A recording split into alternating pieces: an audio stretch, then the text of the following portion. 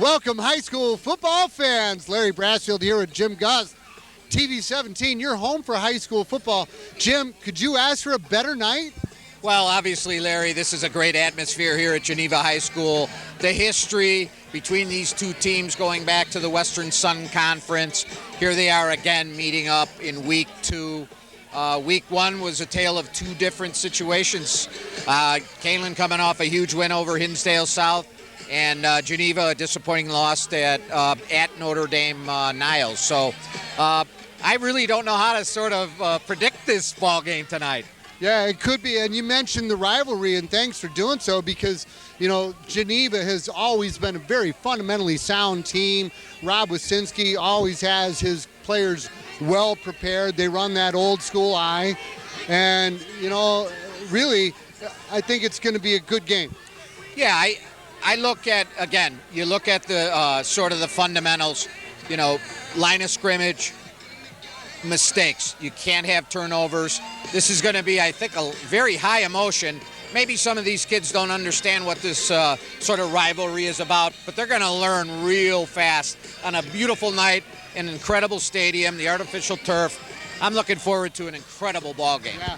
Couple guys to look for. Kaneland had a couple big ones. Joe Smith, Jack Mack put up some big numbers. No doubt about it. Their quarterback played a very poised game. Happened to be at that game, and their running back McIntyre, and they got a couple of good receivers that can catch the ball and run after the catch. And Kaneland's special teams played phenomenal. First-time punter Connor Bodorf, never put on a football uniform before. Beautiful punt, his only time punting. And then their kicker, Andreas Matarangas, was just nailing every single kick. Matarangas, there's the name for you. And speaking of names, we got a couple guys who aren't here with us, longtime TV 17 guys, the kicking dog, our sideline camera guy, all the way down in Florida, and Bobby Dunn Darby. We're with him in hearts and prayers. No doubt about it. The kicking dog, I mean, just sort of the heart and soul of TV 17, who was our sideline camera guy. I wish him nothing but the best in his move to Florida. God bless you, man. Yeah, Bobby Dunn, this one's also for you. I know you're watching, and we're looking forward to broadcasting West Aurora with you later in the season. So it looks like they're getting ready for the kick. We hope that you are too. We'll be back after this here on TV 17. 20 years, Peg's on Main Street in Maple Park has provided quality professional hair care for the entire family. Peg and her staff keep up on the latest fashion trends for adults and children. She also carries a wide variety of hair care products for your convenience. And when they're finished pampering your hair, you can walk over and browse around the fantastic on-site gift shop. Stop in anytime at Peg's on Main in downtown Maple Park or give them a call at 815-827-3051. Welcome, high school football fans. No place else we'd rather be on a Friday night here at Burgess Field. This is Larry Brassfield with my good friend Jim Gus. And Jim, what a magnificent night for high school football. Well, Larry, I am making the ultimate sacrifice as it is my 33rd wedding anniversary today, and I got the hall pass to come and do a football game, so it must be a beautiful night. God bless you, Cindy Gus. Thinking of you. Geneva Vikings receive in the south end zone.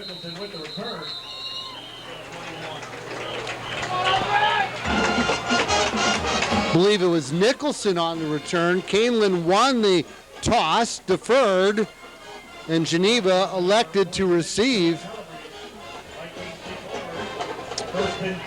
Got the ball out to about the 22-yard line. For those of you who missed our open, in week 1 action, the Vikings really took it on the chin in a hard way.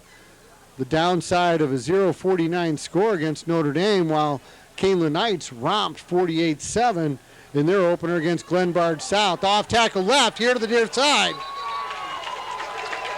Matt Osborne on the carry. Yeah, very nice. Just kind of an off tackle, nothing fancy there. Osborne and some great blocking on the left side of the line there. Number 87 is a big dude. Tino Bonetti, 6'4", 230. Noticing quite a few big boys there on the offensive line. And, yeah, no surprise here to see a classic Rob Wasinski coach team coming out in the I formation, pounding the rock again off the left side, across midfield, out to the 35-yard line. Oh, my, Matt Osborne running hard. Cody Krawczyk on the stop out of bounds, but again, just wide open running there by Osborne. Flag on the play. This one might be coming back. Oh, wow, that's a tough one. But, yeah, Osborne listed at 6 foot 205 as a junior, running bigger and stronger than that.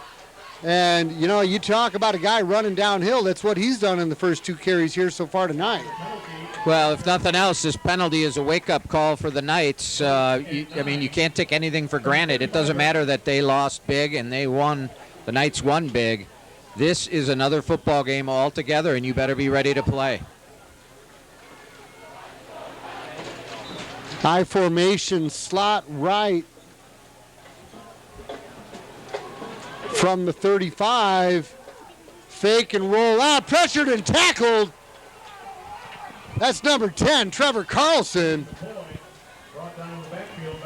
Trevor Carlson comes in on the blitz, and unfortunately for Geneva, Hayden McCoy had no answer. And Trevor Carlson is just a great all-around athlete. He can play defense, offense, special teams, and just made an outstanding play. Yeah, really came crashing hard off that left side, the outside linebacker there. And, yeah, you say McCoy, no answer, really no chance. Consecutive losses now after the penalty. 2nd and 21 all the way back to the 23. Toss left. Osborne again. Good pursuit by the Knight defense there, Jim. Carlson again in on the tackle there, leading the way for the Knights defense. Number 5, Eric Turan, credited with the tackle. Yep. Yeah, it looked like Carlson was in around the ankles and Turan was in around the midsection. I also saw number 23, Jimmy Marchuk, in there on the stop. So gang tackling by the Knights, which is what you want to see. That's a familiar name to you Kaneland Knight fans. 3rd and really long. Nowhere to go up the middle. Will bring on the punt team for the Vikings. Yeah. So initially, Geneva busted a couple big runs there, but all of a sudden seemed like the Knight defense settled in. Yeah, fairly conservative call there on 3rd down. I guess I don't blame the coach early in the game here. You don't want it, any big mistakes to happen early here. Gang of tacklers in there for the Knights. Osborne on the run. Max Gagne back at his 35 to field the punt. On the bounce he does, makes the first man miss. Here across this side to the midfield, down the sideline and tackled inside the 35. That's a nice return. Yeah, Gagne last week for the Knights happened to be at that game, Larry, as I mentioned in the opening. Had some real nice plays on some returns where you thought maybe he didn't have a chance. And in this one, he just sort of stutter-stepped and made a nice play around the end, giving the Knights some incredibly good field position to start their opening drive. We'll be starting at the 33-yard line. We're going to have to come to consensus. I'm saying Gagne. You're saying Gagne. Gagne it is. And there he is. Max.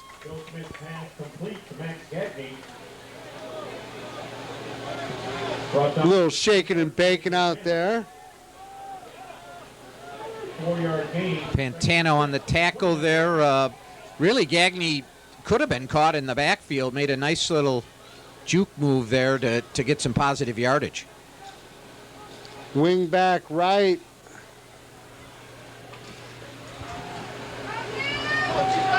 Max shifts to the left side. Takes the inside handoff off the right guard. Nice gain for the first down and more.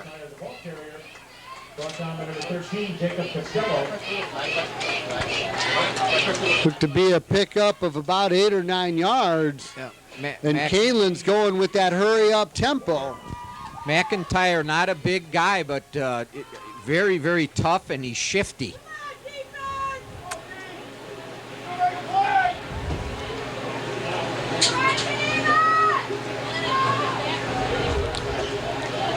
Two receivers to the left side, one here to the near. Fake pass, post pattern open, touchdown. Touchdown, Kaneland. Trevor Carlson wide open. Yeah, the run set up the pass there. I think Geneva was a little bit back on their heels, and you know how dangerous that play over the middle, Larry, can be. Once you've sort of established a couple of solid running plays, that play over the middle seems to be deadly. Absolutely, and the run did set it up. He split the seam really well. Joe Smith did a great job just getting it to him, and he waltzed into the end zone. Andreas with the point after that would have been good from 35 plus. Knights by 7, back with the kick after this here on TV 17. If you're looking for a fun place to bring the kids, look no further than the Sugar Grove Family Fun Center on Route 47. Kids of all ages like to start out on the go-kart speedway. And for the drivers who want a bigger challenge, they can check out the slick track. Then cool off with water cannons you squirt your friends with on the bumper boats. Or load up the water balloons in buckets and sling them at your friends in Water Wars. And let's not forget our modern, fun-filled miniature golf course. Look for us on Route 47 in Sugar Grove between Jericho Road and Route 30. Welcome back, TV 17 high school football fans.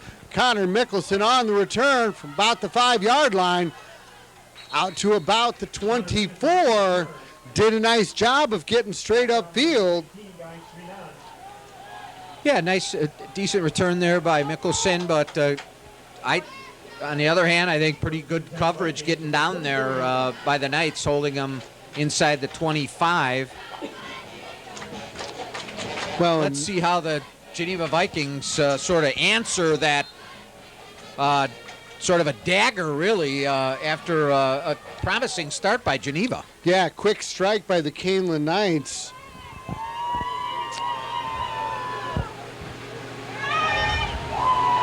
Pass nearly intercepted on the far side.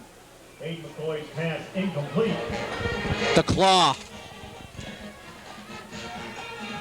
Now McCoy is just a junior. I think this is his first year starting. I don't remember him last year. Not 100% on that. That was Caleb Barronclaw on the coverage. Or AKA The Claw. The Claw. Or actually, I call him The Claw Jr. There you go. Young Claw, little Claw.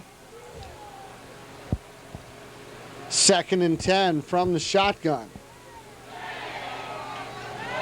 Give off the right side, forced back in, nowhere to go for Osborne once again. Deal on the tackle.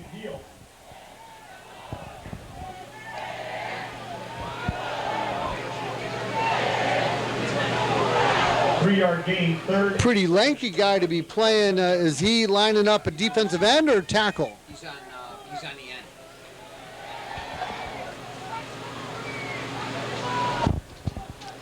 The Knights come out in that traditional 3-man defensive front. 3rd and 7 from the 27. Here comes the blitz. They pick it up well. Off to the right side. Did he hang on to that? If so, what a catch. Incomplete. Oh, wow. McCoy's pass incomplete. Intended for Matty Dimala. Boy, Imala really made a nice effort there. I thought he came down with that. He had his hands on it, but he was really stretched out, Larry. Would have been a spectacular catch. In turn, Geneva is back to punt. He's on the run. He's going to pass from the punt formation, wide open. Did he keep his feet in? What a gutsy call and great execution. When's the last time you saw a fake punt? Well, all I can tell you right now is Kaneland was not prepared for that, and I'm sure the coaches will be talking to their receiving team about that. Boy, and that could really put a little skip in the stride of this Viking offense, and man, they needed it after getting shut down twice. Yeah. Well, when you have the quarterback back there as a punter, anything can happen, and Kaneland just was flat-footed, plain and simple. Osborne up the middle for a few, but yeah, with a fresh set of downs on the Knights side of the field for the first time here tonight. 3-yard gain, 2nd and 7 from the 46-yard line.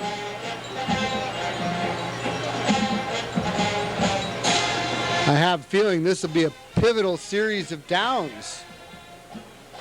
As we know, the momentum back and forth of high school football. No doubt. I mean, that's what I like to refer to as a wake-up call for the Kaneland Knights.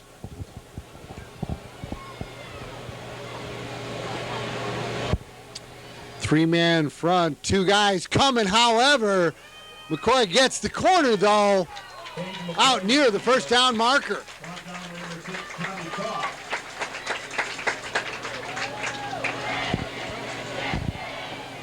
Looks like they're going to mark it just a tad short there. He just wasn't sure with them going to the far sideline. Could never tell. But it's going to bring up 3rd and short.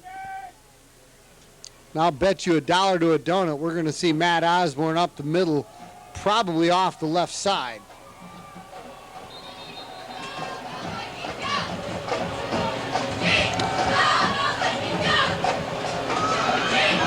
Is this an equipment timeout? Looks like McCoy came to the sideline. Now he's kneeling.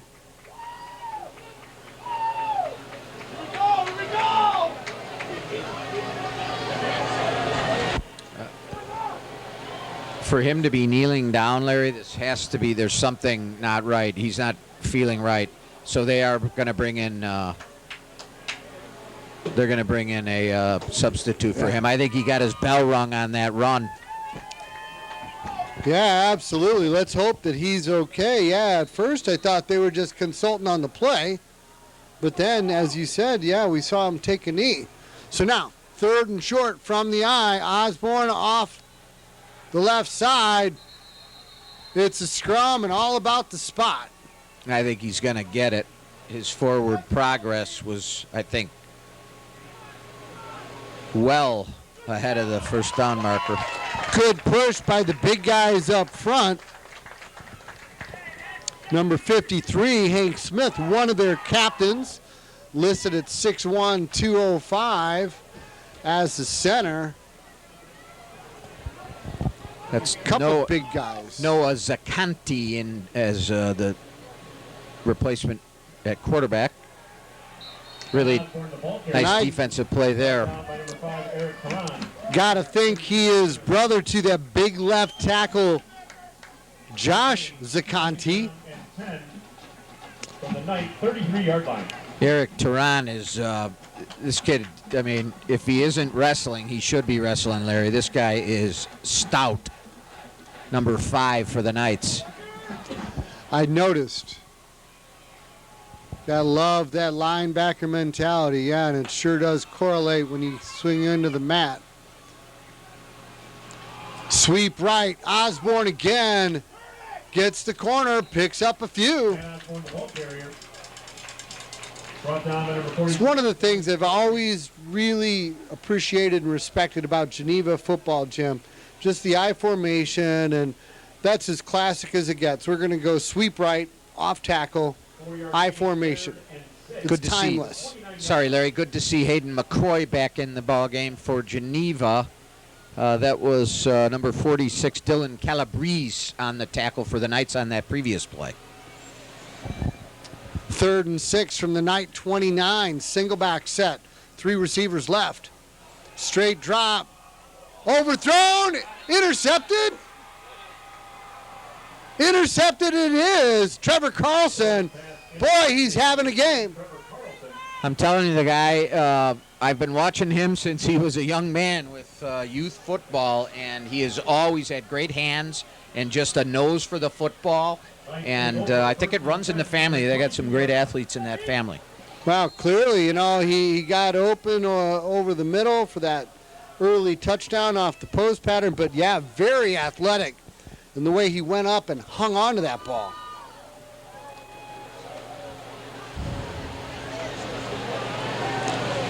Quick hitter here to the near side, Brett David.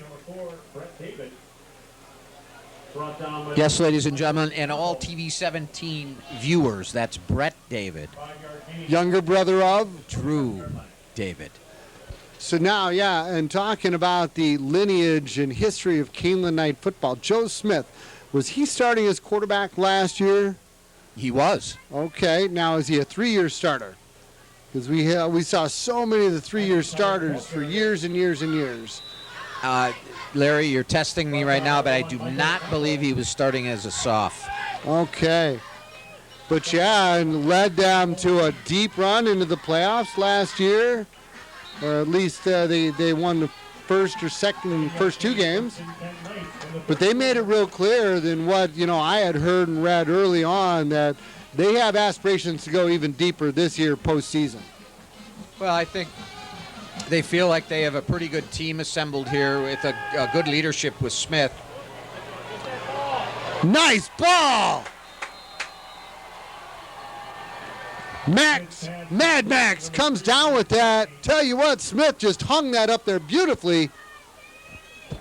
You can't really, you certainly cannot be critical of the defender. He was right there, really where he needed to be. It was just a perfect pass and really a great catch by Gagne. Yeah, Smith just threw it up there and let his guy run under it, and what a play by Gagne.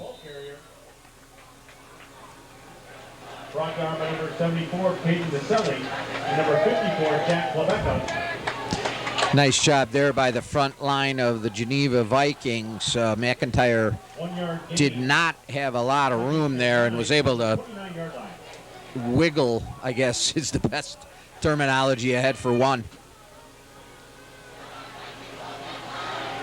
Smith on a quick hit to the far left side, complete. Out near the sticks, pickup of 8.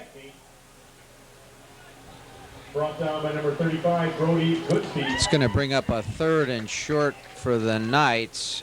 They've got several weapons here to defend. They can go McIntyre. Smith can run. It's McIntyre up the middle. Does not get the first down. He needed to make the 20. And he is short at least by a yard. They might bring in Matt Orangus for the field goal. I mean, the guy, he's a solid kicker. Let's see what they do here. No, it looks like they're going to go for it. Yeah, no hesitation. They called it in the play, really showing some confidence in their own. This is an early pivotal point with 2.5 minutes left to play here in the opening quarter. Smith checks the play. And Tehran shuffles to the left. Mack up the middle. Looks like he just got it. It's going to depend on the spot. It's going to be very close. Did not look like a tremendously friendly spot there for the Knights based on this side, Judge. Oh, boy. Yeah. Yeah, that was not favorable at all. They're going to have to measure this. Yeah, whether they make it or not, it's going to be within a link or 2 at the most.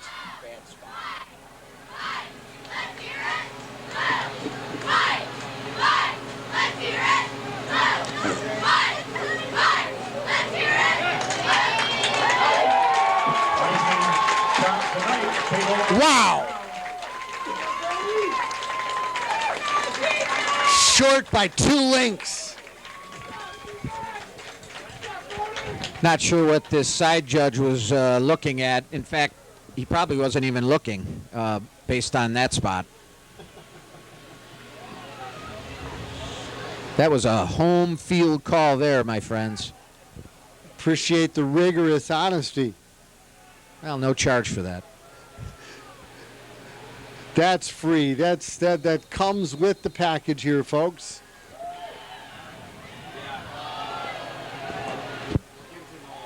Ball start against the Vikings. Boy, oh boy, that hurts. From a field position standpoint, pushing them back even further. Tell you what, they struggled offensively, in the first couple sets, and then that fake punt really ignited them, but eventually the interception stopped themselves. So now from their own 15, first and 15, Osborne with not much room to run. Osborne, the ball carrier. Osborne checking in at 6 foot, 205 pounds. He's a tough dude. Yeah, he runs really hard. He's not afraid of contact.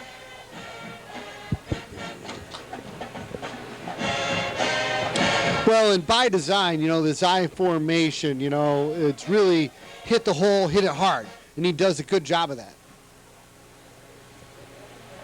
Slot left with that same eye. Give to the fullback. The Knights are noticed something I noticed in game one, Larry. Really disciplined on defense. They're not going to fall for any. I mean, occasionally every team gets fooled, but they are very disciplined up front and surprised really at that call. I mean, this quarterback, McCoy's got a good arm. That seemed to me to be sort of a passing down. Yeah. So now they've sort of been forced into a passing down. Don't you think? Yeah, for sure. Looking at third and just over 10 yards. Tight eye, 2 receivers. Quick straight drop. Flush from the pocket. Pryor nearly had him. Forced to run. Made the first man miss, but tackled shy of the 25. Showed some good moves. Yeah, he exposed himself there to Dylan Calabrese. He's got to really keep his head up there because Calabrese put a pretty good pop on him there. I know McCoy's a tough kid, but you really got to keep your eyes open. So now look at this. Kaneland not even dropping anybody back for the punt. Looks like the Vikings are going to let the clock run down to conclude the first quarter of play. We're going to turn it around and bring you second quarter action right after this here on TV17. End of the first. Hi, I'm Melissa Garcia of Remax All Pro in Sugar Grove. If you're thinking of buying or selling a home this season, we can help. Our team approach helps provide personal and professional assistance in your home buying needs. If you're looking for a home, our buyer specialist team can assist you with every facet necessary for a successful buying experience.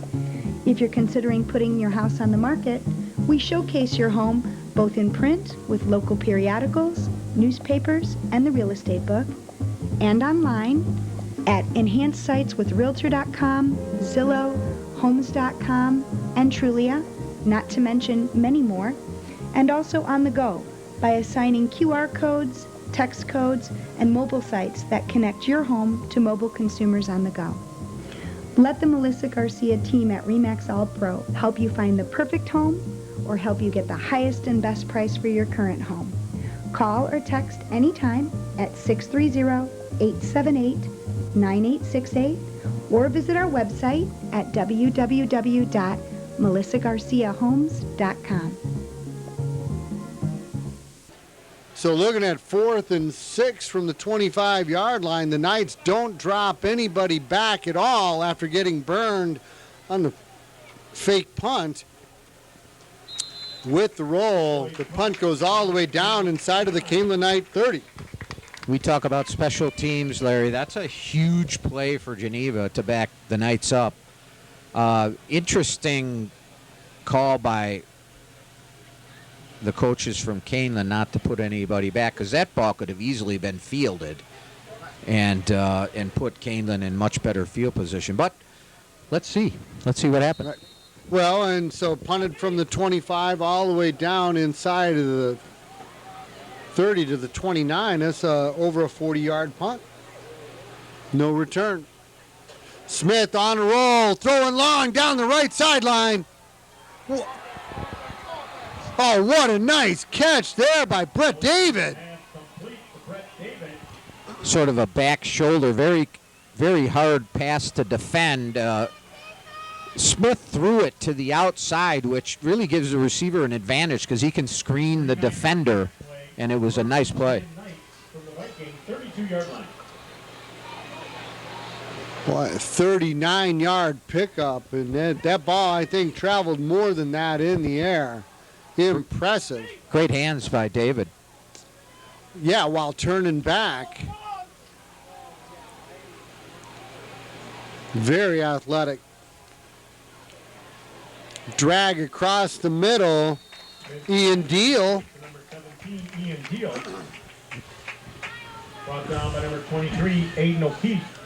Deal's a big target for Joe Smith. I mean, really, as a quarterback, you look out and you just see this massive body there. It's easy to get the ball to him.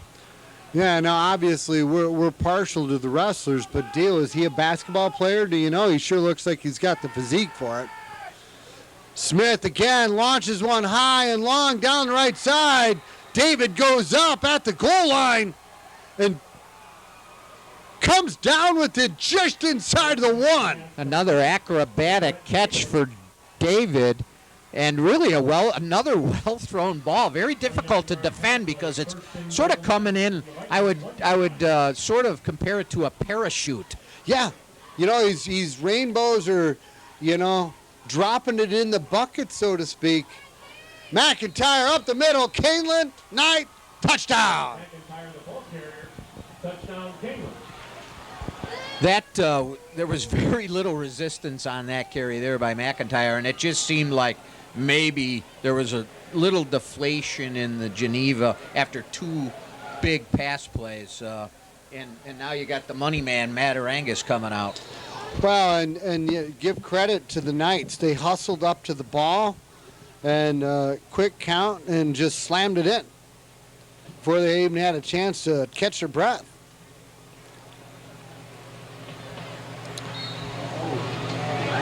And the point after is good. It's a 14-point Kaneland Knight lead. 10:33 left in the half. Knights 14, Vikings 0. Back with the kick after this. Word from our sponsors. Remember when you were a kid?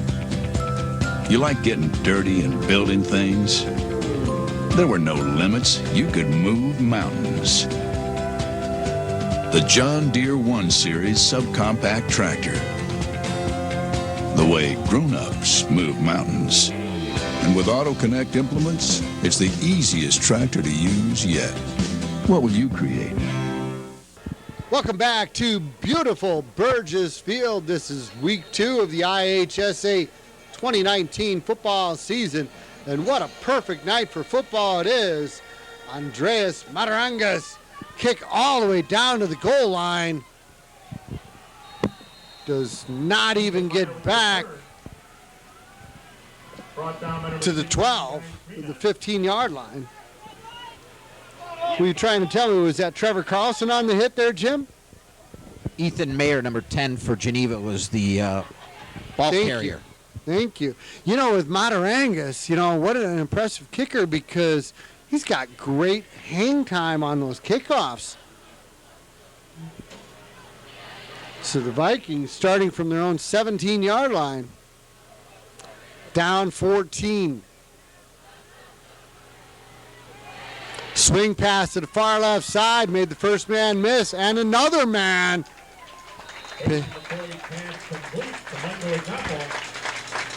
Michael Ignafo showing some shake and bake out there, Jim.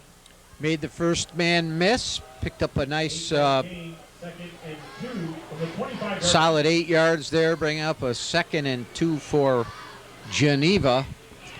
Just a quick out, really, just like an extended handoff, I guess. A long sweep in the West Coast offense and some fancy footwork. Second and short. Osborne off the left side, picks up the first down. Out to about the 30. Brought down by number 21, Cody Krawczyk. Krawczyk had the initial hit there. And a host of Knights in there, which I noticed last week too, Larry. They like to gang tackle. That's how you play good football. You get every hat on the ball that you can. Looks like we got Tehran coming on a blitz off the left corner. And there he is. I saw him hawking it. Boy, he sniffed that out of. Back at Jake Costello, the ball carrier. Brought down by number 46, Dylan Calabrese. And number I called Dylan Calabrese's number quite a few times last week. He's got a nose for the football, along with, I think you mentioned Eric Tehran and a host of others who just, the Knights linebackers are real aggressive. They're a good tandem inside, that's for sure. Quick swing pass here, Ignafo again. Boy pass complete to Michael Ignafo. Three different Knight defenders corralling him. Down by number 27, Caleb Barenclaw. The claw. The claw in on the tackle, but I'll tell you who really kept that play to where it was Trevor Carlson. Yep. Just absolute picture-perfect technique.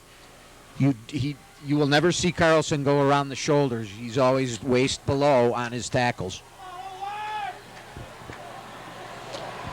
Big third down for the Vikings here with just over 7.5 minutes to play. And they're going to take a timeout and think about it, and so will we. Back in a moment after these words.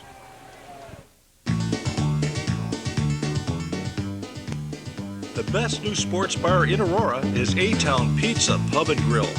Join your friends to watch all your favorite teams. Enjoy daily drink specials and our great menu of pizza, burgers, wings, and other favorites. A-Town is conveniently located at the West Aurora Plaza on Galena Boulevard in Aurora. So after thinking about it on 3rd and 5 from the 35, the Vikings come out. Long count, run pass option.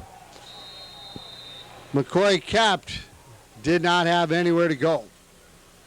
Very curious call there, Larry. I mean, with how stout the Knights' run defense has been, interesting call on 3rd and 5. Do they go for it again here? The Knights really are, they refuse to send anybody back now. Right.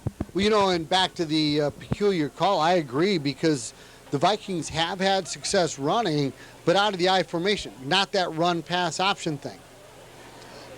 Low punt, and the Knights just let it roll. It's going to get touched down right about the 25-yard line. Yeah, that was a line drive, Larry, and I agree with the defender, or with the receiving, the receiver, just to get out of the way, because, yeah, if you snag it, it's a great play, but only bad things can happen. Well, and it really wasn't a receiver. It was you had a linebacker or a DB about 10 yards back. Yeah, and it was just I don't think it was an intended line drive, but that's what the punt turned out to be.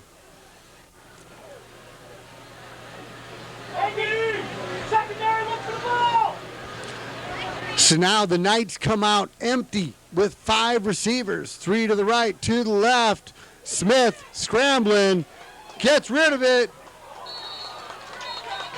Oh, wow, that ball was deflected as it came out and fell incomplete. Brody Goodspeed with a nice play there, getting his hand on Smith's arm to affect that pass, but it's a moot point because there was a hold on the play. So, yeah, that's going to push the Knights really deep because that's a spot foul.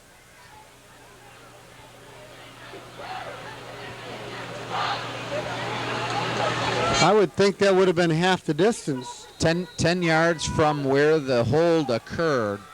So now I would expect the Knights to run the ball here. And they don't. They run a little slip screen here on the near side. Another flag comes down. That was Colton Dole with not much room to run. We'll see if this is a blocking infraction. It's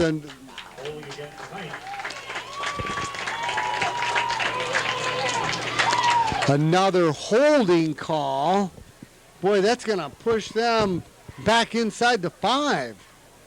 Or are they going to decline it? It looks like they're waving it off. If there was one thing I would maybe have some criticism of the Knights last week, they did have a few holding calls. But again, holding is a judgment call. I mean, at every level, you could almost say there's holding on every play. So it really just becomes a judgment call. And indeed, Geneva declines that penalty.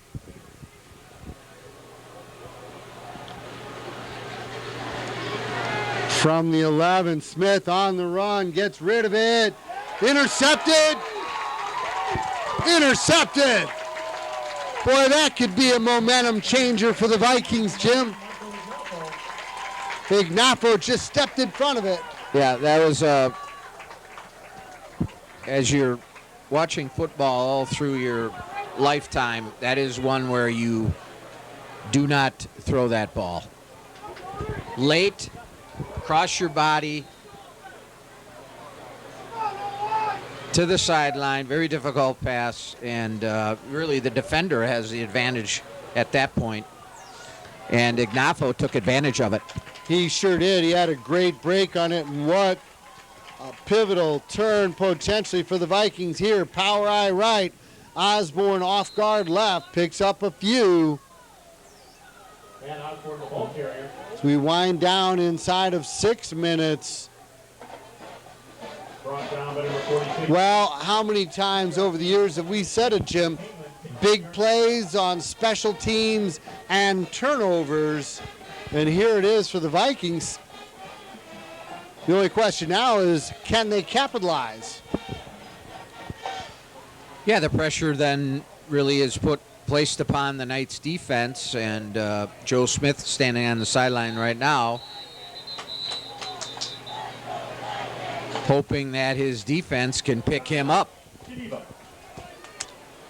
Vikings take another timeout, and so will we. Back in a moment after these words.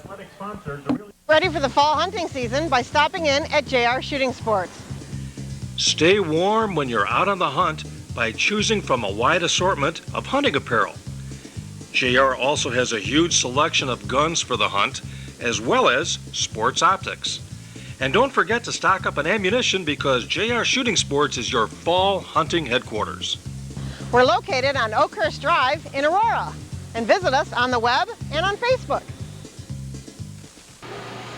5.5 minutes left to play here in the first half. The Vikings 2nd and 8.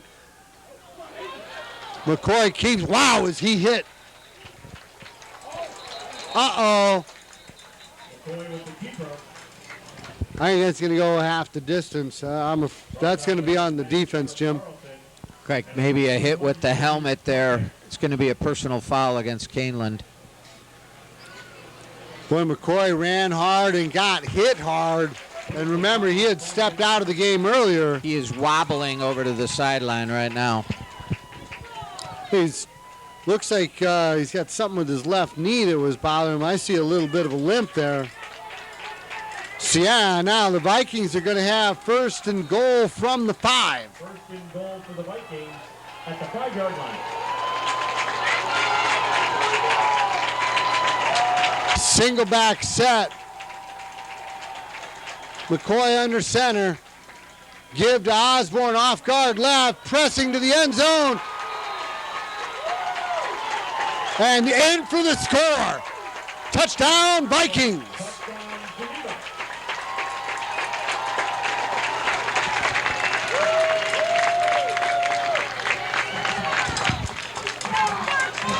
We'll see how the Knights react to this. Sort of some negative things happening, some penalties, poor throw by the quarterback, and Geneva doing what you have to do, pounding it in.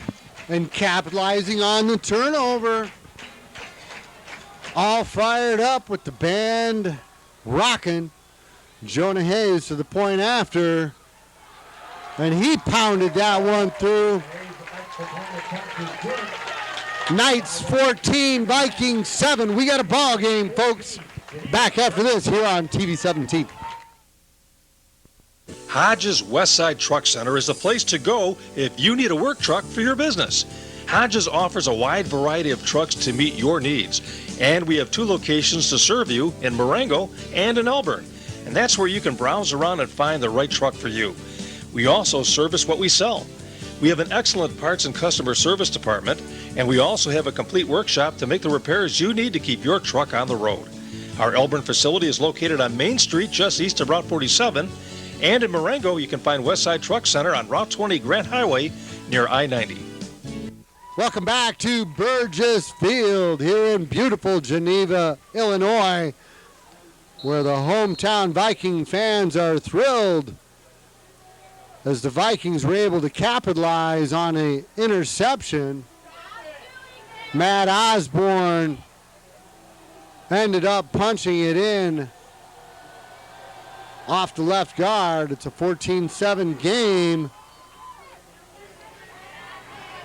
Max Cagney with the return off the right side, back up the hash, out to about the 28-yard line. Yep, good return by Gagne, and actually equally just as good a coverage because it looked like Gagne had a little bit of a lane there, and Geneva's kickoff team collapsed. Well, Jim, I love the expression, adversity introduces us to ourselves. So, with the Kaneland Knights, they had the interception, then a penalty, and essentially opening the door for the Vikings right back into this game. Let's see how they answer. Typically after a turnover, coaches will go a little more conservative in their play calling. And lo and behold, Jack Mack. 4-yard gain, 2nd and 6 from the 33-yard line. he's sort of got a very low running style, and he's sort of tough to get your hands on him. And if he gets in the open field, forget about it. Smith pressured, buys some time, working his way back here, lofts it down the sideline, but overthrown. Will bring up 3rd and 6. Actually, Dowell, I think Smith was being a little conservative on that throw. He was a little worried, and he put too much on it because really Dowell had some space there if he would have laid it in there. Well, and on the run to the left as a right-handed passer, that's one of the toughest passes you can ask a quarterback to make. And you'd rather see him overthrow than underthrow. Quick hitter on the far side. That's Deal. Picks up the first down and more. And you know what I would call that? A good deal. Well said. Well, and truly, that was a pivotal 3rd down there because that pass falls incomplete. All of a sudden, Geneva's got the ball back with a chance to tie before half. And we would have been seeing the young man, Connor Bodorf, out on the field. Yeah, you're right. We have yet to see the Knights punt. Yep, young man, I was told never had a football uniform on in his life. Decided to go out as a senior to try to be the punter, and he won the job. So it's kind of a neat story. It really is.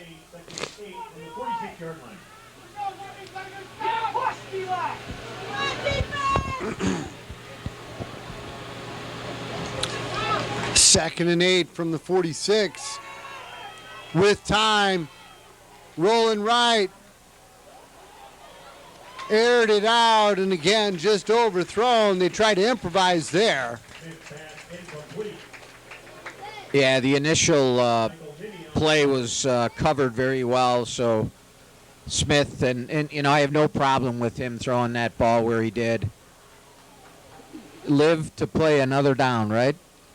Oh, absolutely. And I said it earlier, you'd always rather see it overthrown than underthrown, especially if it's to the sidelines. Watch for number 17 here again. He seems to be his go-to guy in these tough third down situations. On a cross or a drag, perhaps. That's Dow, and that's a big first down. Dow did a nice job of screening the defender, and Smith really with a beautiful pass, throwing it right where he had to. The defender had no chance. 15-yard gain. Inside of 3 minutes left to play, the Knights do have all three of their timeouts remaining as they look to see if they can get one more score before they go to the locker room. That's McIntyre. McIntyre, the ball carrier. Good leg drive and push there. We got a flag-happy official out there. This guy is throwing the flag. Holding against Knight. That's his, I believe, the third time I've seen that official throw his flag.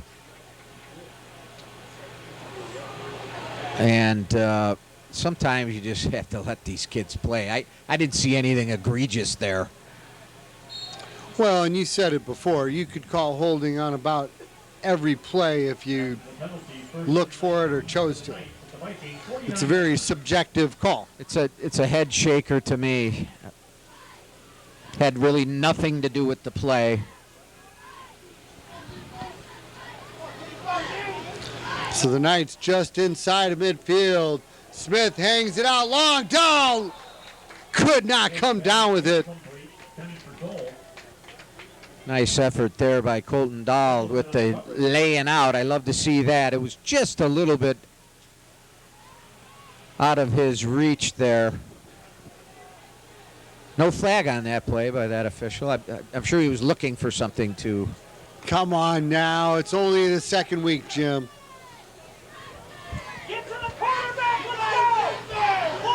But I'm a fan of the officials, as you know, Larry. I am too. It's a tough job. 2nd and 19 from the 49. Wide open deal. Splits the defenders. Post pattern. Touchdown. Touchdown. Kaneland. Yeah, Ian Deal has been a. Is it okay to say a favorite target of Joe Smith? Absolutely. I think Joe Smith would even tell you that now. He finds a way to get open, and I don't know when the last time I saw somebody that open. Well, you know, and he was gliding. We found out that he was not a basketball player. He was a hockey player. And, boy, he's kind of got the glide in that stride, doesn't he, Jimmy? I like the way you put that. Little glide in the stride. I wrote that. It's a Larry Brassfield original. Matarangas Hammers it through. Knights 21, Vikings 7. Back after this. Attention campers, attention campers. If you're looking for a new or pre-owner travel trailer, camping trailer, fifth wheel, toy hauler, accessible trailer, or destination trailer, go to Vacationland in Big Rock, Illinois. You pay no fees. You're buying an RV, not fees. No freight, no setup, no propane charges, no hookup fees. Just your beautiful new RV ready for family fun. This message was brought to you by Vacationland RV. We sell RVs, not fees. Call us at 630-556-3211 or go to our website, vacationlandrv.com, for more information. Just over 2 minutes left to play here in the first half. Mataranga's kick fielded on the bounce inside the 15-yard line. Ethan Meyer on the return. Not Matarangas' best kickoff. Good coverage.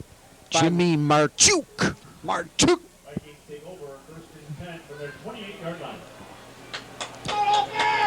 You know, the Marchuks, if I just think back in history, they're tough kids. Not huge guys, not tremendously athletic, but really a nose for the ball and tough kids. So the Vikings only have one timeout left, and they're starting from their own 28-yard line. Sweep left, Osborne nowhere to go, loses yardage. You might see Kaneland use a timeout here. Tehran and Calabrese. That was pretty well defended there, Jim. Let me tell you.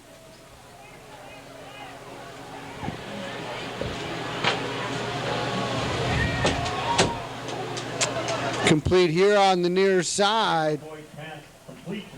Mickelson again.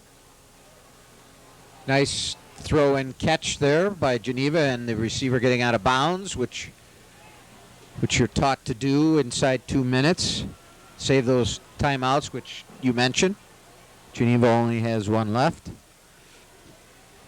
I'm seeing rotation on the defensive line, Jim. They had Pryor on nose most of the game. Now I'm seeing, I believe it's John Davis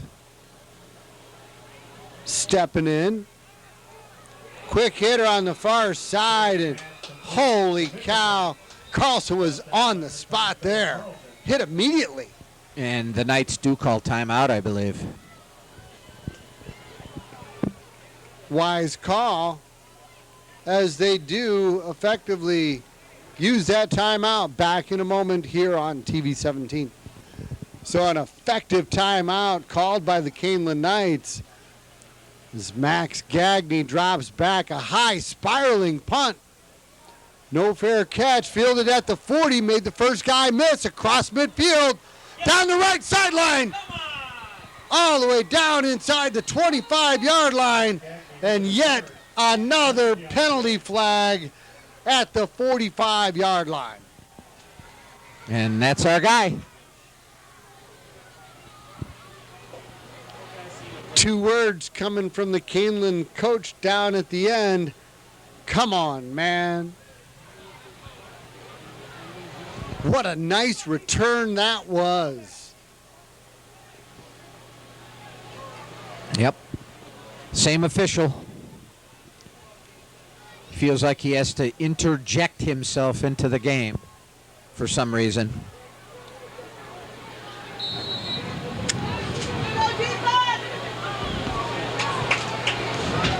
.108 left to play. Knights start from their own 45-yard line. 2 timeouts left, leading by 14 with score 21-7. And Geneva will take a quick timeout. Back in a moment. So the Vikings made quite an adjustment. They've only got 2 guys. Okay, now a third man finally joins the defensive line. Smith with time, complete the deal here on the near side, across midfield. Brought down by number 7, Owen Leach.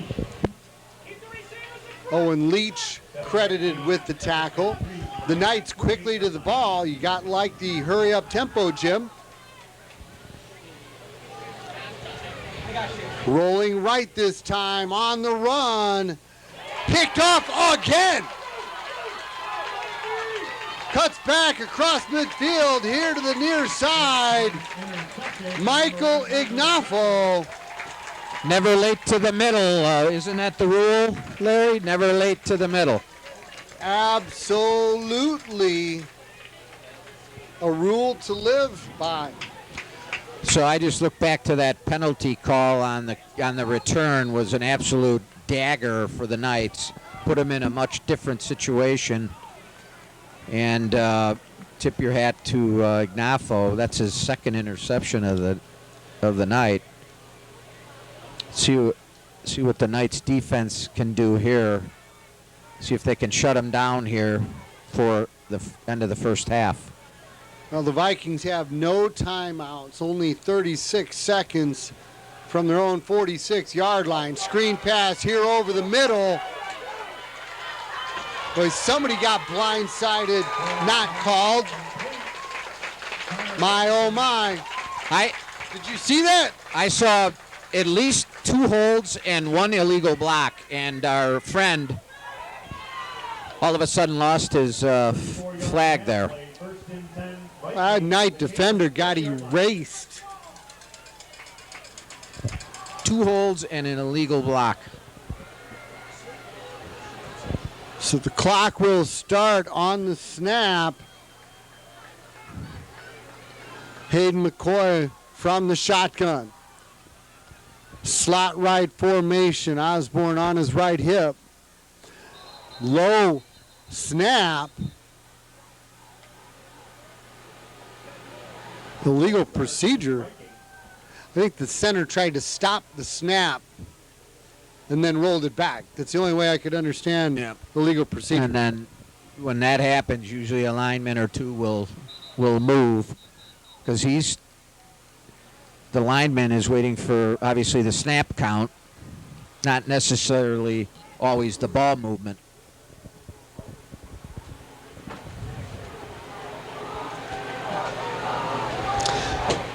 Speaking of snap count, did I ever tell you the Guilford High School football team I played on, we never had an offsides because we used the silent count.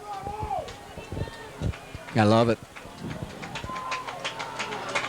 I guess you could still jump off sides even though you have a silent count, but we were just that disciplined that we never jumped.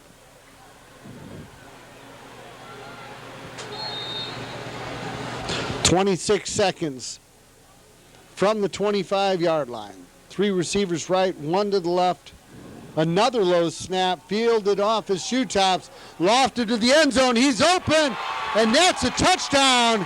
Ignafo. Nice play by Geneva there.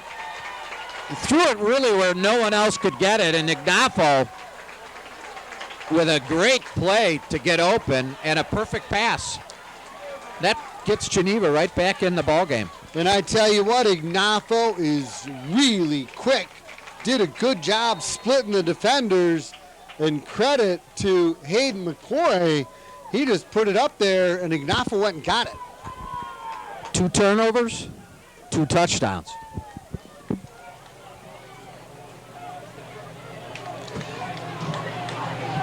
That'll keep you in a game for sure.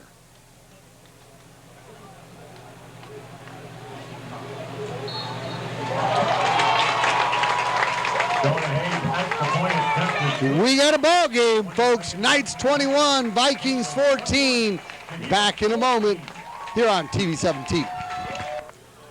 Welcome back to Burgess Field, where for the second time tonight, the Geneva Vikings capitalize on an interception.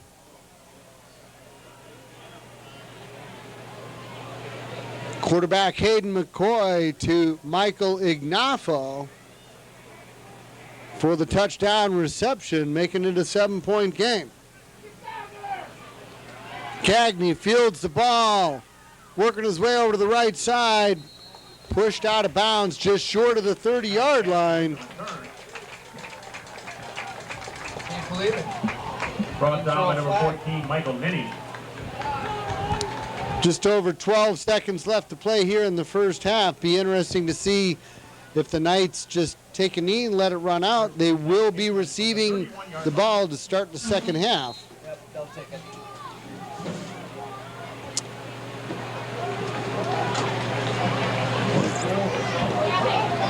And take a knee they do. That will wind it down here, concluding the first half of play.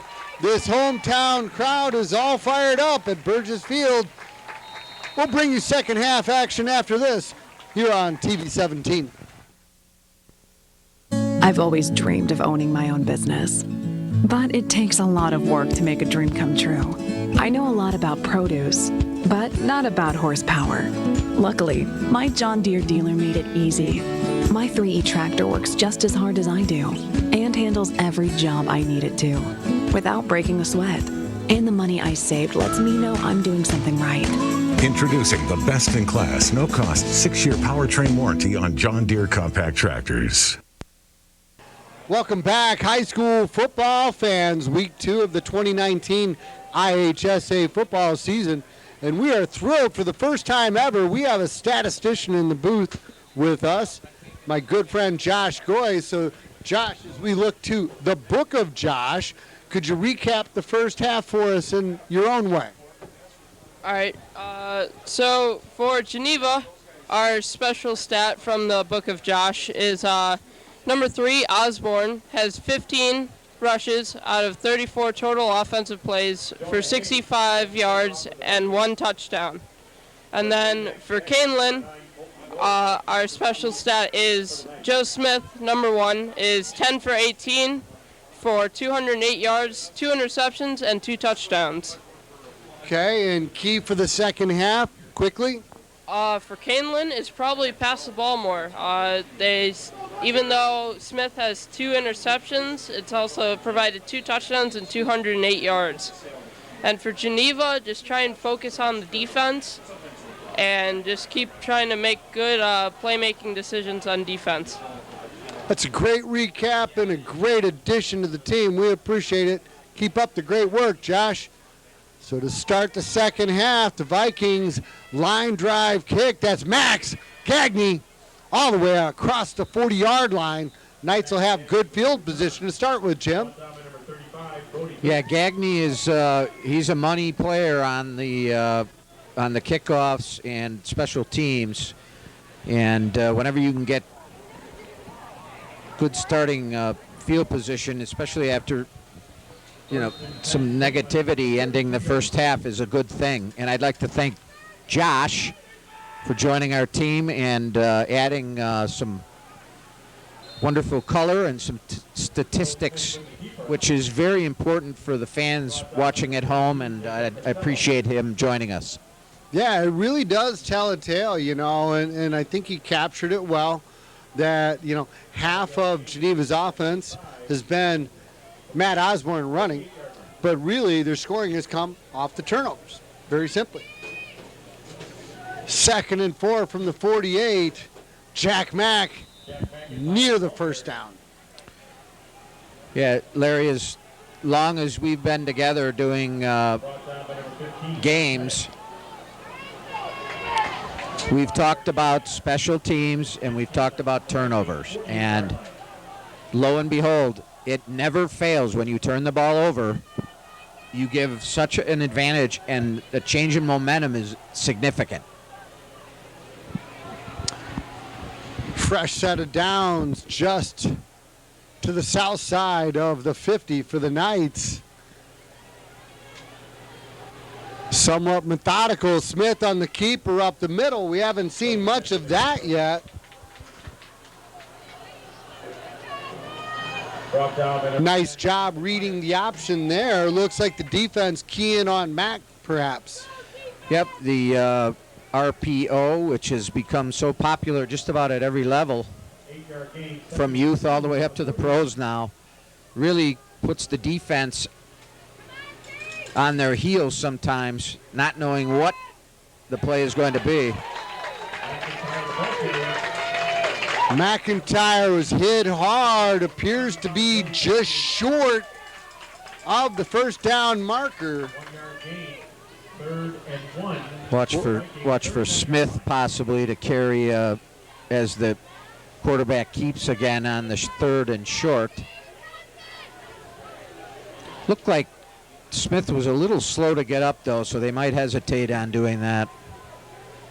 Inside handoff, McIntyre, and he's not going to get it.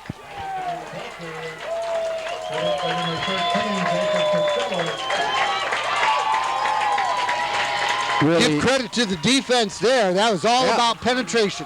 Yeah, great job by the defense. Kaneland not fooling anybody on that play. I think they knew they were going to run it right up the middle, relying on their offensive line, and the Geneva defense was up to the task.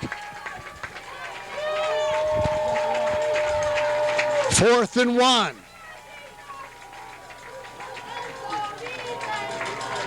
Play clock down to 7 seconds. Looked like Smith may have changed it there.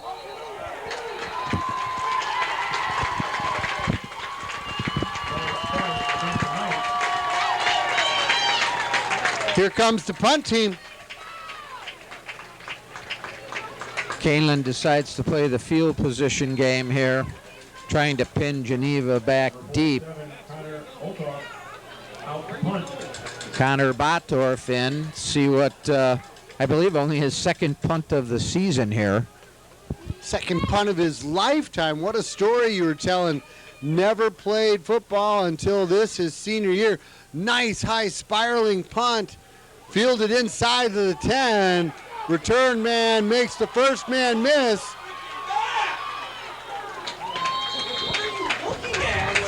Tackled about the 13-yard line. Again, looking like some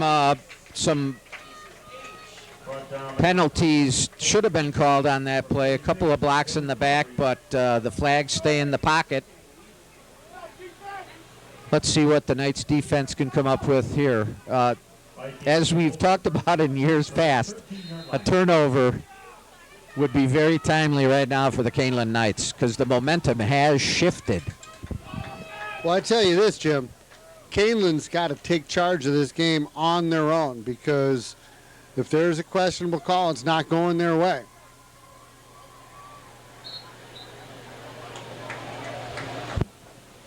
And out for the ball carrier. And I love Eric Tehran bringing the heat. Yeah, you can tell he plays with a whole lot of fire. Yep, no doubt about it. He's a stout kid. He's just got that prototypical linebacker body. And the Knights stack in the center of the field now that they pretty much know that they've been relying on Osborne pretty much the entire night. Shotgun formation. They faked Osborne. McCoy keeps nowhere to go. Back to Tehran. Yeah, well, the physique, that's one thing. I like the mentality because he's playing with the fire. We have an injured player on the field, which is number 6, Hayden McCoy. Let's hope it's nothing serious. Maybe just got the wind knocked out of him here. But there is definitely a timeout on the field. 20 years, Peg's on Main Street in Maple Park has provided quality professional hair care for the entire family. Peg and her staff keep up on the latest fashion trends for adults and children. She also carries a wide variety of hair care products for your convenience. And when they're finished pampering your hair, you can walk over and browse around the fantastic on-site gift shop. Stop in anytime at Peg's on Main in downtown Maple Park or give them a call at 815-827-3051. Noah Zacanti, Larry, takes over at quarterback while McCoy gets attended to there on the sidelines. I think he'll be okay. Yeah, it's the second time that he's had to go out. And it looks like he's coming right back in, however. That's good to see. For the ball carrier, brought down by number 46, Dylan Calabrese. Calabrese with another tackle there for Kaneland. He is just... Is it okay to call the young man a tackling machine? Absolutely. It's more than okay. It's a compliment. Vikings, Gagny back deep to receive for the Knights. He's going to run it and pass it again. Boy, they went to the well another time from your own 16-yard line? Yeah, the Geneva sidelines is pretty quiet right now, I think mainly because they're all in shock. Fool me once, what's the saying, Larry? Fool me once, shame on you. Fool me twice, shame on me. So, Jim, are you suggesting that was not called by the sideline? I would be very surprised if it wasn't, but it's just... Oh, McIntyre running downhill. Yeah, effectively, that's a turnover. Typically, Larry, as we've talked about over the years that we've spent, which I have enjoyed very much, what happens after a play like that typically? the other team scores, right? You capitalize. Absolutely. Just like the Vikings capitalized on the interceptions, Kaneland looks to capitalize on the failed fake punt. Unfortunately, on that play, McIntyre ran into the back of his own player, and that really just stalled the running play and gave Geneva a chance to sort of regroup and turned into a no gain. Smith fakes the give, keeps it towards the pylon, and in for the score. Nice play by Smith, how he reached his arm out to get to the pylon. That was really slick. We had actually, surprisingly, from where we are, a pretty good angle. Yeah, he did a really good job, and that's give credit to video games and Madden football. Although, look at this, Jim, far sideline, Joe Smith being helped back to the bench. So he is having some trouble over there, whether it's an ankle or a lower body injury of some sort. He is not moving well. Yeah, not sure what happened. I didn't see anything. Could he have stretched or pulled something? It's not a cramp, because usually if it's a cramp, you see the athlete lay down right away, right? I mean, and the trainer starts stretching, but could have stretched or pulled something. Hopefully nothing serious. Matarangas, boy, hammers the point after. So the Knights extend their lead back to 14. Summer may be over, but the Sugar Grove Family Fun Center will be open until October 31st. There's still time to enjoy the go-karts on our beginner course, as well as the slick track for the experienced drivers. Then walk over to the spectacular mini golf course for a round or two with your friends. And don't forget, the bumper boats and water wars are ready for those warm Indian summer evenings and weekends. Remember, the Fun Center is open until Halloween and is conveniently located on Route 47 and Jericho Road in Sugar Grove. Welcome back, TV 17 football fans. Kaneland Knights have extended their lead to 14 off a Joe Smith touchdown run. Connor Mickelson with a nice return, giving the Vikings some of their best field position to start an offensive drive they've had all game. Does the right thing. You take it right up the gut. That's what they teach you early on. That was a great return there by Mickelson, giving them great field position here to start this drive. But take it up the gut, right, Lair? Absolutely, and he did that perfectly, straight up the gut. And I'm checking with our stat whiz, but I'm pretty certain this is the best starting field position they've had for an offensive drive. I think you're right. McCoy on the run against the intercepted. Well, finally, you know what? It went back the other way, and who was that? There you go. Well, we even talked about it with Joe Smith, how hard it is for a right-handed quarterback to roll left and then throw back against it. And that was what McCoy did there, and Marchuk just broke on the ball perfectly. I mean, you see at even the upper levels in college and pros how difficult that is for them, and they're at the highest level of their particular sport at college or pros, and they have difficulty doing that. So it's a risky play. Smith wasn't looking. The snap bounced off him. Lucky to recover. Holy cow. The center snapped the ball, and no one in the backfield was prepared for that. And he is noticeably limping. I believe it's a left ankle or a left knee. 14 from the 48-yard line. The Knights very fortunate not to turn the ball over there. Just a complete miscommunication between the center and the quarterback there. Me, oh my. Screen pass here to the near side. Flag is thrown. It's going to come back as he's going to break it and go. Dow makes his way in, but I'm afraid this is coming And back. Guess who? It's the holding referee. And Holding against the Knights. same referee. That's like his 5th holding call against the Knights. Boy, and Jim, I'm watching Joe Smith, and he is moving rather gingerly. And I tell you what, even though that got called back, it was fun to watch Colton Dow run. He had some glide in the stride there. It's a shame that the official feels like he has to interject himself into this game. I don't see the.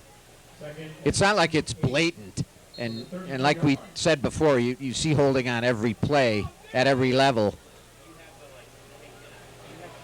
This is unusual, to say the least.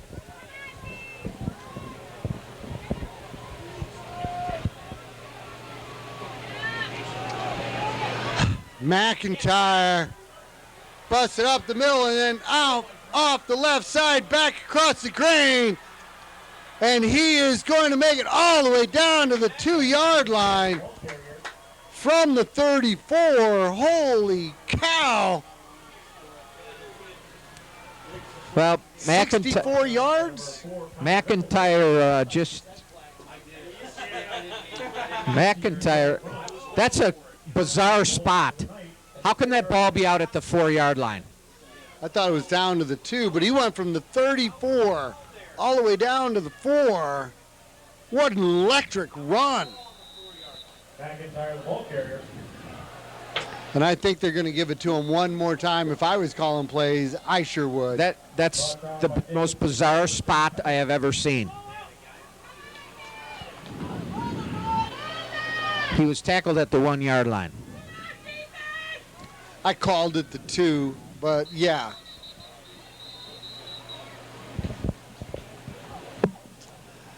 Geneva timeout. We will be back in a moment here on TV 17. Hi, I'm Melissa Garcia of Remax All Pro in Sugar Grove. If you're thinking of buying or selling a home this season, we can help. Our team approach helps provide personal and professional assistance in your home buying needs.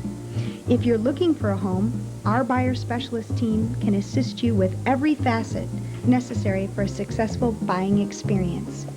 If you're considering putting your house on the market, we showcase your home both in print with local periodicals, newspapers, and the real estate book, and online at enhanced sites with Realtor.com, Zillow, Homes.com, and Trulia, not to mention many more, and also on the go by assigning QR codes, text codes, and mobile sites that connect your home to mobile consumers on the go.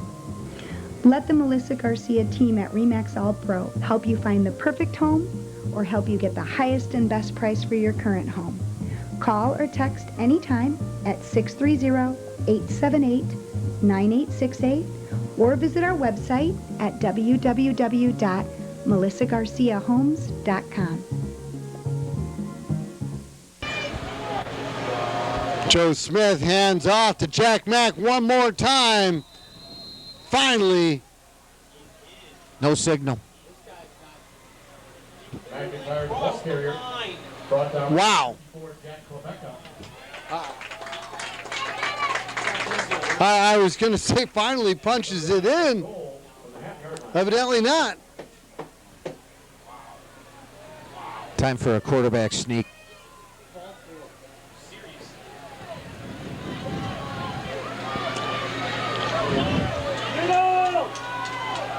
That's a good call, Jim. And Smith finally punches it in. That'll make that injury feel a little bit better for Joe, the young man there, right? Second rushing TD of the night for Joe Smith. Although certainly Jack McIntyre had a whole lot to do with the 60-plus yard run from the 34 all the way down to about the 2. The nice thing about that is the Knights didn't let that penalty get in their heads. They came back and really executed a beautiful run play right after it. Exactly. Did not derail them. Matarangas. Bam! Knights 35, Vikings 14. Back after this. Four-wheel steering is why I get up in the morning. The only thing better than the smell of fresh-cut grass is the smell of perfectly level, fresh-cut grass. That yellow seat's my favorite chair. You want to find a John Deere dealer? Just set your GPS to Tractor Experts. When my grandson grows up, it's his, but it's all mine now. That's how we run, and nothing runs like a Deere. Visit your John Deere dealer today and see the X304 and other four-wheel steer Select Series lawn tractors. Welcome back to TV 17. The Kaneland Knights have extended their lead to a total of 21 points. Matarangas with a high kick. Automatic touchback, IHSA rule. Boy, that's a beautiful kickoff there, Jim. Matarangas, just for some reason, I don't know why, looked like he gave a little bit extra on that one. Maybe he was trying to prove to himself with really no wind whatsoever that he could get it into the end zone if he tried, and he indeed did that. Well, you know, and actually I think strategically, if you've got good coverage, which the Knights have shown, sometimes if you drop it at the 2, make him run it, you can stop him short of the 20. I couldn't agree with you more. But certainly to negate any return at all is not a bad thing either. 58, Sam Pryor on the tackle there, Larry. I happened to catch that. I don't know, maybe my angle's a little bit better than yours on that one. I just happened to, looks like we might have an injured player there from Geneva, number 13, Larry. Jacob Costello. Ready for the fall hunting season by stopping in at JR Shooting Sports. Stay warm when you're out on the hunt by choosing from a wide assortment of hunting apparel. JR also has a huge selection of guns for the hunt, as well as sports optics. And don't forget to stock up on ammunition because JR Shooting Sports is your fall hunting headquarters. We're located on Oakhurst Drive in Aurora. And visit us on the web and on Facebook. The injured player finally did make it off under his own power. Let's hope that he's okay. Vikings looking at 2nd and 9 from their own 21-yard line. McCoy with a quick hitter here to the right. Carlson and Calabrese. The machine. The tackling machine. Dylan Calabrese.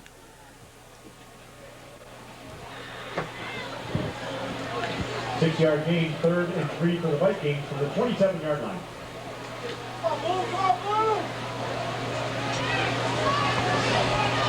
Shotgun formation for McCoy. Rolling right. Just short of the first down. Will bring up 4th and short. And my guess is that they will go for it here. 4th and 1.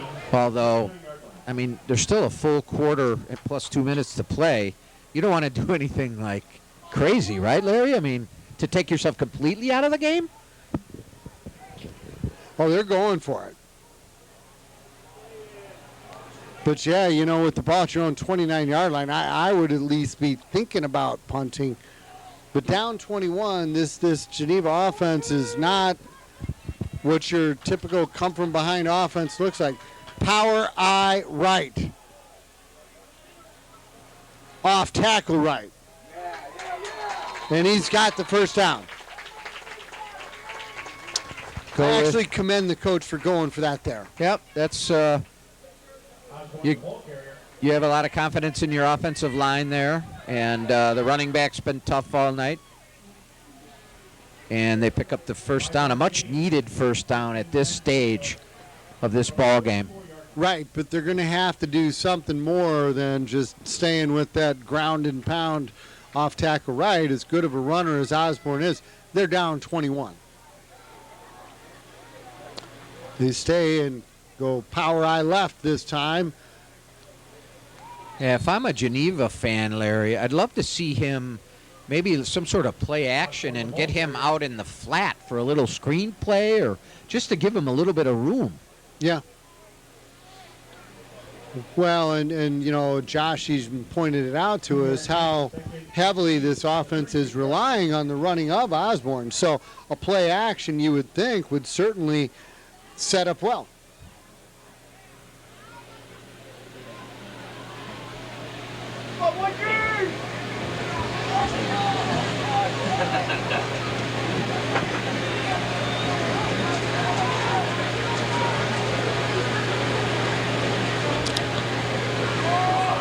Sweep left here to the near side.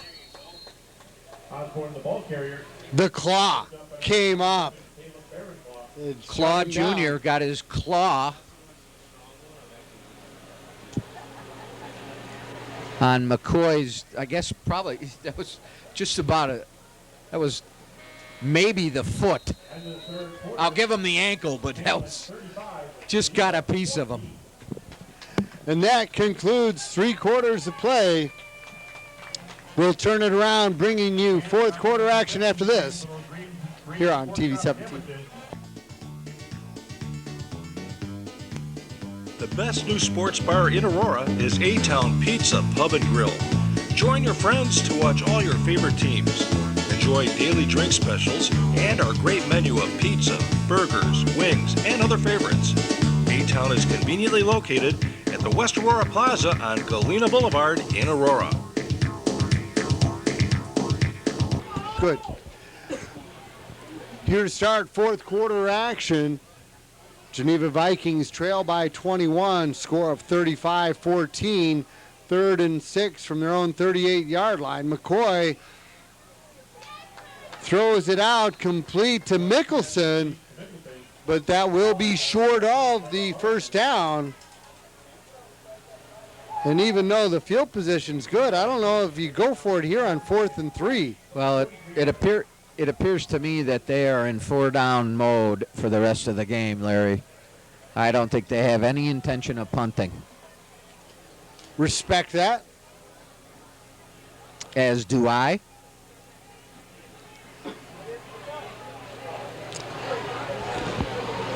Which makes this a really big play.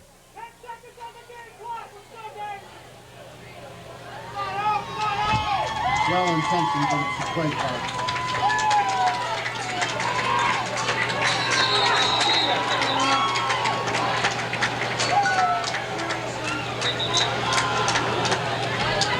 Oh boy, that's too bad. We even had a perhaps, but yeah, I mean, you even had one of the fans scream out 10 seconds, and they let it wind down. So yeah, the only thing I could think is they were trying to draw the Knights off sides.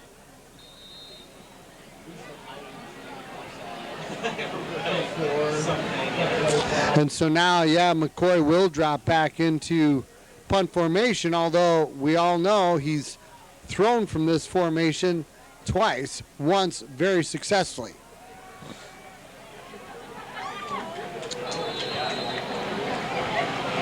Threw from it again, but I believe that is short of the sticks.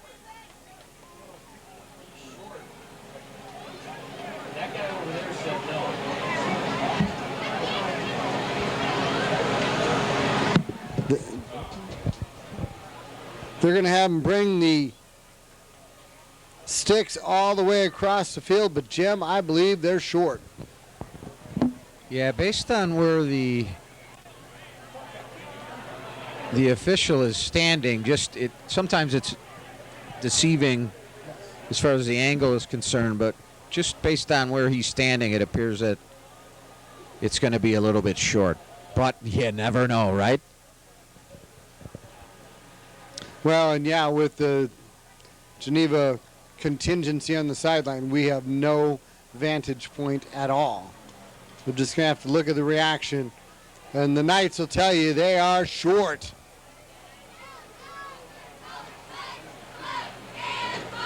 Vikings come short. Kaneland takes over. First and 10. The Vikings. Well, that's tough. You know, they had the gumption to go for it, ran a good play, threw a good ball, and to just get stopped less than a yard short, probably less than a foot short. That's rough. Look at that. Typically, if you're throwing the ball, you want to get past the yard marker, at least. That's the way I was always sort of coached or taught, right, Larry? On the completion, get to the sticks and then turn around. Because you can't always rely on the run after the catch, especially when the defense is trying to stop you from getting that first down. For sure. Critical first down.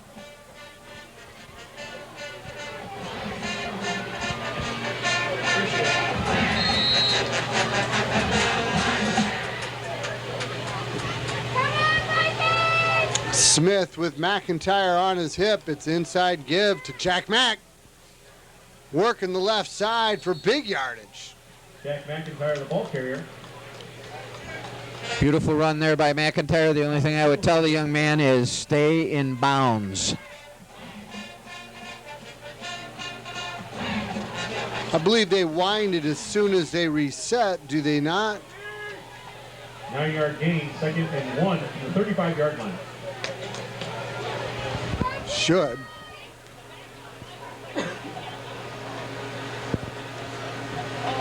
Same play the other way to the right.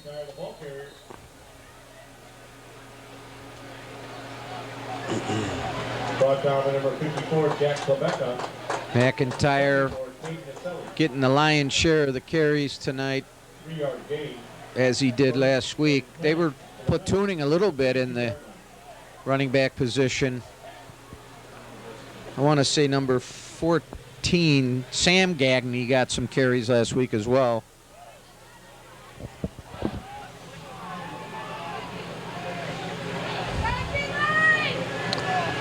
Trips right. McIntyre up the middle. Boy, what a push by the interior offensive line by the Knights there, Jim.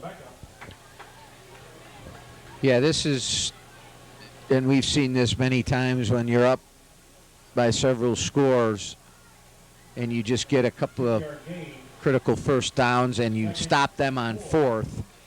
That will typically take some of the wind out of the sails of your opponent, and I think we're seeing a little bit of that now tonight. You know, I'm just checking some of the offensive linemen, and what a name for a left guard, Miles Ripper. Love it. And by the way, Miles is a member of the Knights wrestling team as well. Fancy that.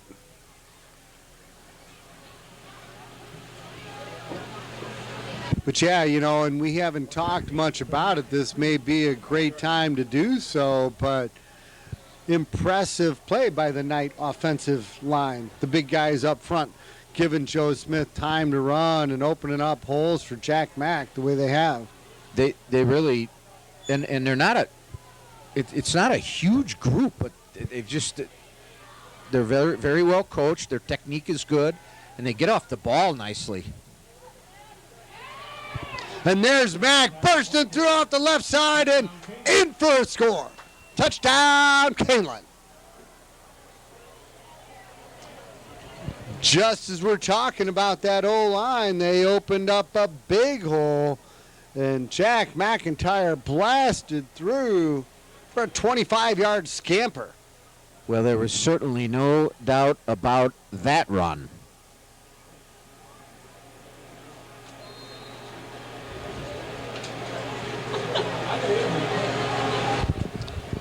You know, and one thing I will tell you that I personally am impressed with this Kaneland Knight team is they're very well balanced. You know, in years past, we've seen the explosive Kaneland Knight offense, but usually very pass-oriented. It's an entertaining, you know, the spread obviously is too, but this is a fun way to watch football. Absolutely. We'll bring you more after this here on TV 17. Winter. Hodges Westside Truck Center is the place to go if you need a work truck for your business. Hodges offers a wide variety of trucks to meet your needs, and we have 2 locations to serve you in Marengo and in Elburn, and that's where you can browse around and find the right truck for you. We also service what we sell. We have an excellent parts and customer service department, and we also have a complete workshop to make the repairs you need to keep your truck on the road. Our Elburn facility is located on Main Street just east of Route 47, and in Marengo you can find Westside Truck Center on Route 20 Grant Highway near I-90. 8:41 left to play here in the fourth quarter. Andreas drills it into the end zone. 2 in a row for Andreas, making a statement here in the second half that he can indeed get it into the end zone. Which, as the season rolls on here, if the opponent has a very dangerous return man, that's a weapon. Well, yeah, you just take him out of the game. You know, the other part of that is just the whole field position aspect.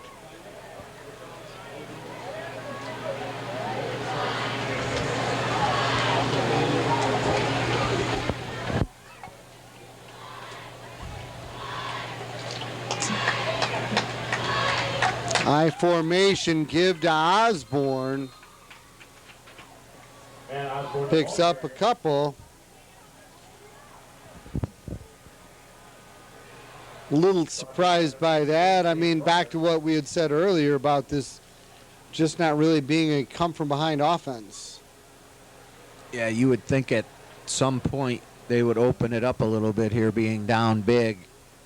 You never know what you've got until you sort of open it up, right? I mean, I'm not sure what they're trying to accomplish running the ball right now, but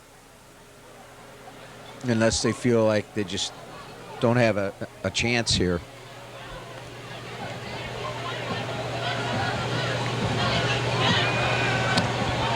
Short drop and then dropped in the backfield.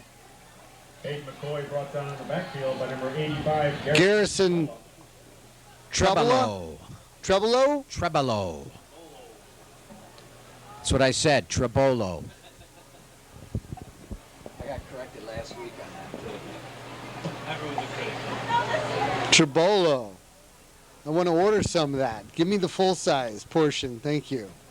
And I'll have that with a side salad.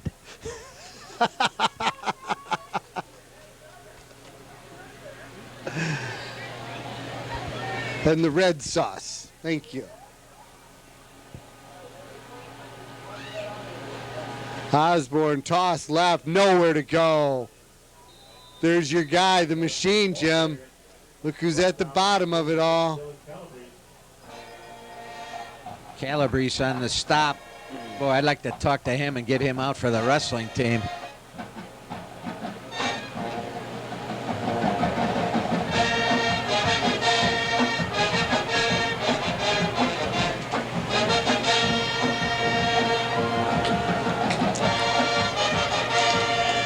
Vikings punted away. Knights don't have anybody back. It's going to be tapped down right across midfield, and the Knights will take over from there.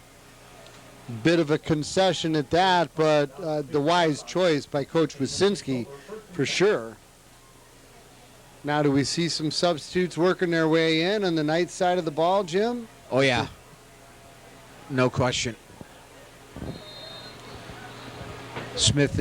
I believe Smith is out. McIntyre's out. So, yeah, and we called this number before, but Brett David moves from receiver back into quarterback position. And Evan Hogan running hard. Evan Hogan came in last week in the fourth quarter and had some nice carries. Nice option. Nice backup option. He ran hard last week, too, and picked up some nice gains. Yeah, he's running hard there, you know, and that's one thing I love about high school football. These guys are just eager for any chance to play, and they're making the most of it. It's really heartening to see.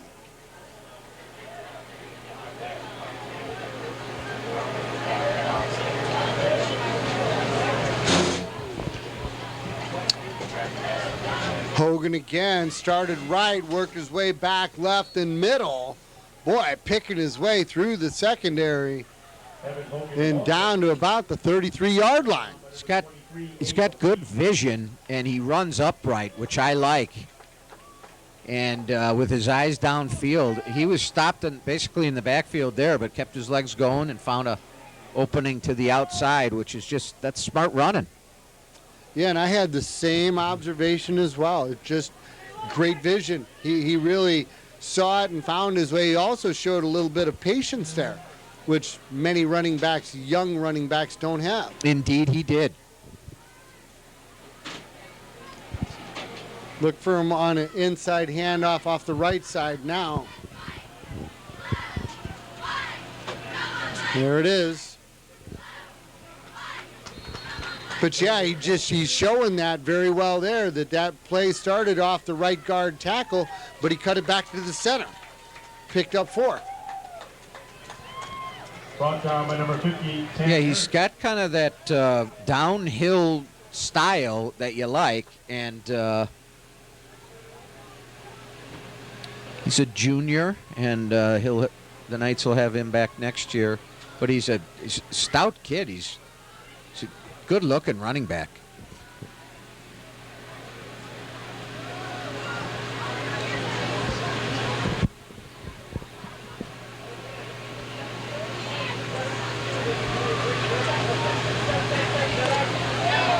Inside snap, give to Hogan, and picking and finding his way. Kind of a low snap there to David, and the handoff was delayed a little bit, but Hogan made the best out of it, didn't he? Sure did. Well, and there's backups on the offensive line as well, and good to see the depth producing equally well there too.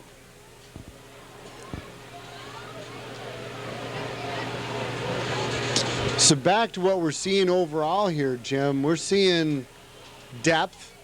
We're also seeing balance. Absolutely.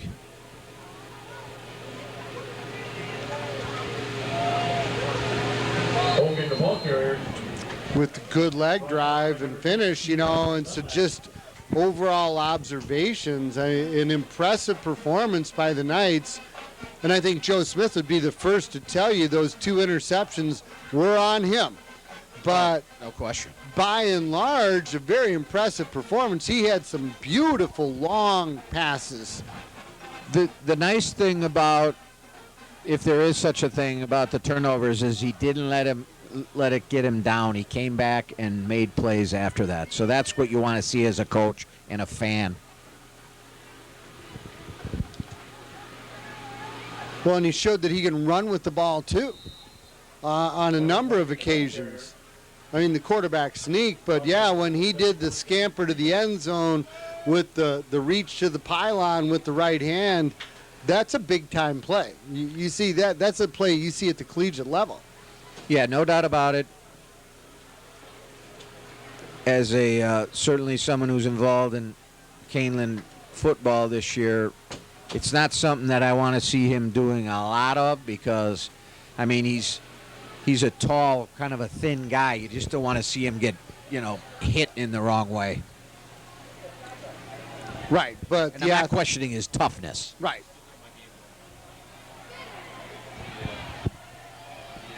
Lane Robinson. Oh, forgive me, one off Guy Sreenan. 16, not 15.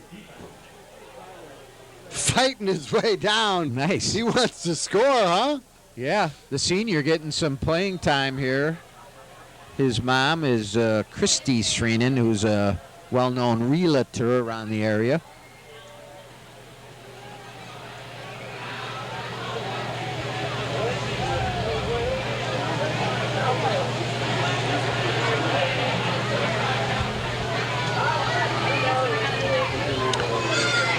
So the Knights going to have first and goal. There's from the 5-yard line.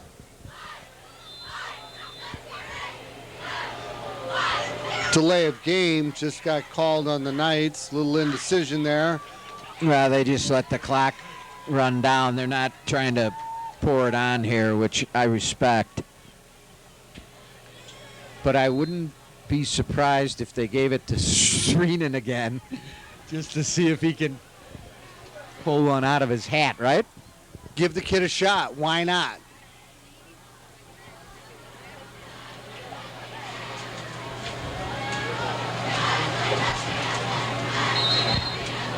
Knights take a knee. Class move. Yeah, there's nothing as far as the decision to be determined here. I respect that. Yeah, absolutely. And it's it's a good thing to see. And as we wrap this down here, as the clock runs down, you have to appreciate the sportsmanship, because this is a long-time rivalry. And certainly the Geneva Vikings have had their way over the years, as the Knights have. That's why it's a good rivalry. Yeah, it's gone back and forth, and these things are cyclical. It was nice when we were back in the same conference with them in Batavia. We sort of missed that, I think, but it's nice to be able to get together in a non-conference battle, and the Knights came out here and really showed, I think, the fans and the opposing team that they are for real this year. And so, speaking of the Knights, they're at home next week? Yes. If that is, what's the date? I always lose track of that, Week Larry, 3, today is the 6th, so that will be the 13th. Right. But today's the 6th. It's your anniversary. Ah, yes, I should remember that. Sorry about that, honey. 33 years. And Jim, it's really been a pleasure. Thank you. Been a pleasure with you, and thanks to our new stat man, Josh, the Book of Josh. Thanks, buddy. You did a fine job. And with that, we will bid you good night and God bless from TV 17. Attention campers. Attention campers. If you're looking for a new or pre-owner travel trailer, camping trailer, fifth wheel, toy hauler, accessible trailer, or destination trailer, go to Vacation Land in Big Rock, Illinois. You pay no fees. You're buying an RV, not fees. No freight, no setup, no propane charges, no hookup fees. Just your beautiful new RV ready for family fun. This message was brought to you by Vacation Land RV. We sell RVs, not fees. Call us at 630-556-3211 or go to our website, vacationlandrv.com, for more information. This is what most people think of when you mention greyhounds. Dog racing at over 40 miles an hour on a short racetrack. A poor man's version of horse racing, complete with parimutuel betting. What many people don't realize is that these magnificent animals are often destroyed when their racing days are over, some when they're as young as 2 years old. But in recent years, both the racetracks themselves and animal lovers have started organizations to place these dogs up for adoption. For a number of Fox Valley families, they have adopted a dog that has become a friend for life. Well, greyhounds are very gentle, loving, and nice. They love people very much, and they cry when we're not home. And basically, they're a lot different from any other dog, because everyone that I've ever met have been really loving and nice. She likes to run around. Mostly she's pretty lazy, though, and she likes to sleep, especially on couches. But she loves to run. When she gets a chance to, she just takes off. Well, we had been looking for some time, and our son Matt was really interested in getting a greyhound, and we had gone through like REGAP and some of the different organizations, and we just hadn't found one that was appropriate for us. And it ended up that through relatives we ended up getting her from a trainer. So we had to go up to Wisconsin and get her, and we were kind of concerned bringing her back home again, but she did really well in the van ride home and adjusted real easily. And what about other people? Let's say they're looking to get a dog. Would you recommend greyhounds? What about that? I really would. She's much, greyhounds are a bigger breed than we were used to. And what's interesting is when they curl up or just in their ability to be around you, they seem like a much smaller dog. And they're so good. They're good with kids. They're really good companions. Other than rearranging my arrangements, I have nothing bad to say about greyhounds. She is very nice. She is always comforting if you need her, and right when we got her, she was like really aware and stuff, and we couldn't really get near that much, but she's turned into a little bit laid back now. But she still gets playful, doesn't she? Tell me about how she likes to play. Well, she has a lot of stuffed animals, and she always likes to run around the house with them, and she really likes when we play with her too. The dogs are quiet for the most part. Between our two, they have two totally different personalities. My big male is very laid back. He's toes up most of the time. They like to sleep on their back. And the little female named Delight, she's more of, I would say, an in-your-face dog. She's just always moving and running and following me around. She's in my pocket all the time. And so she's a little more active. And usually the active dogs, they'll try and place in a household that has more activity, children or whatever.